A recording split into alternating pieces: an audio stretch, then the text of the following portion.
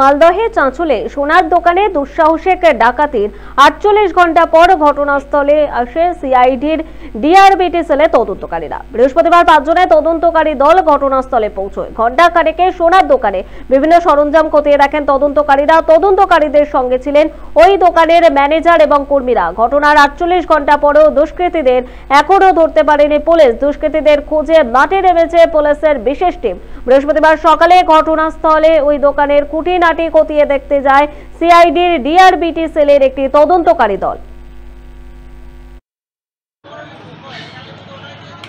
আজকে শুনলাম CID team এসছে, তারা দেখছে। হ্যাঁ, যে করে হোক এটা সুরাহা করতে হবে, চোরদের যে করে হোক ধরতে হবে। মুখ্যমন্ত্রী চাই, আমরা খুব আতঙ্কে রাজ্যের আমরা চাই প্রশাসন থেকে যাতে এখানে একটা গার্ডের ব্যবস্থা করা হোক। এক দুটো এখন থাকছে, তারা সবসময় থাকলে খুব ভালো হয়। আমরা তো ভয়ে ভয়ে দোকানদারি করছি।